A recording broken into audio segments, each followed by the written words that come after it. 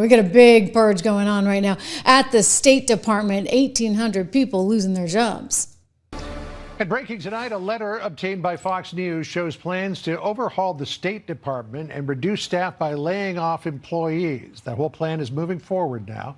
We anticipate that about 1,800 employees will be let go under the order.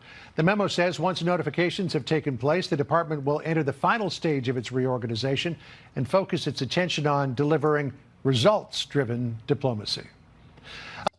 Results-driven diplomacy. So that's going to be like a whole different thing, right? A whole different thing, because they actually are bringing some accountability. Imagine accountability into the State Department, into the government of the United States.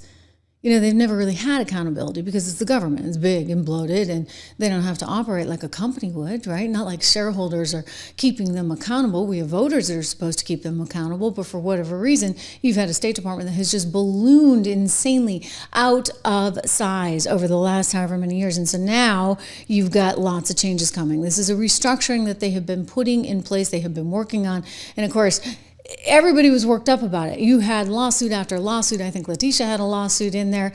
And yet, ultimately, what was decided was that the Supreme Court would honor this, that in other words, the federal government, the President of the United States, if he wanted to cut his staff, had the right to do this. This came out just earlier in the week. I believe this was on Tuesday. And in the meantime, today, it's Friday. We're looking at video of people leaving the State Department, boxes in hand.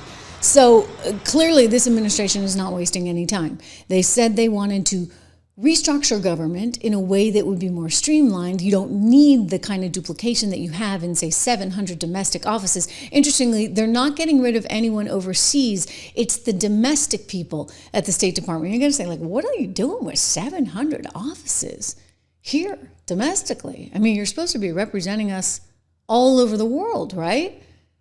So why would you have 700 offices and that many people here at home? So all of these people are going to be, looking for new gigs, of course. As you saw, there's some video of them coming out of the State Department itself. Meanwhile, they have the authority, or the administration has the authority to do this because of the Supreme Court in the United States making this decision. I mean, it was nearly unanimous. I mean, you do have Ketanji Brown Jackson, who was the lone dissenter in all of it. But remember this happening on Tuesday? Breaking moments ago, the Supreme Court with a decision that will allow the Trump administration to move ahead with their plans to cut the federal workforce, at least for now. Justice correspondent David Spott, give us the backstory here, reporting live from Washington. Hi, David. Hi, Martha. A nice Tuesday afternoon win for the Trump administration.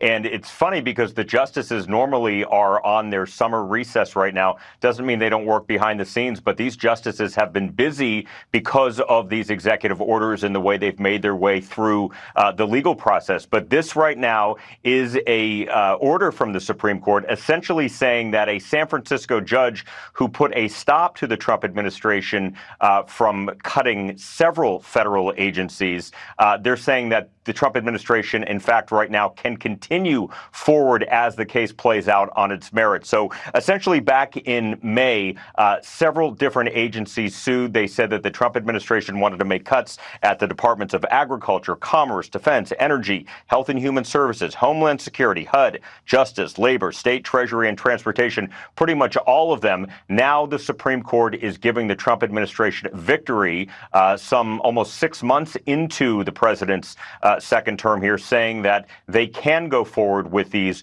reductions in forces. You may remember that this was part of the Doge effort when Elon Musk was still hanging out around the White House. But President Trump today, Martha, during the cabinet meeting said that some of those Doge moves made sense, were important. And this was a campaign promise and a promise really of this presidency to cut some of these federal agencies. And now this administration can feel vindicated from the Supreme Court as they move forward and make some of these cuts, Martha.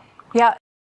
You know, that's just amazing that they wanted to fight this so hard. Let's be very clear. Barack Obama did plenty of cutting himself, but somehow when Donald Trump wants to do it, it's not allowed, right? Not okay.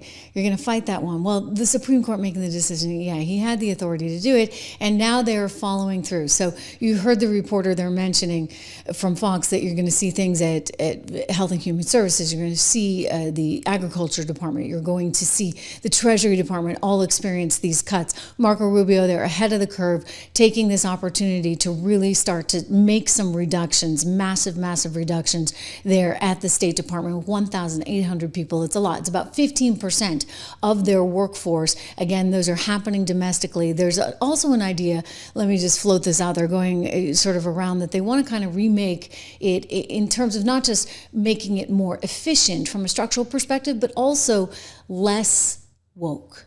So in other words, if you were kind of part of the woke police at the State Department, I have a feeling, and there was a lot of woke police at the State Department. I remember they did something funny where they were like insisting everybody put their pronouns at the bottom of an email. So they're getting rid of the people that were part of the woke police. I have a feeling that's going to be a big one.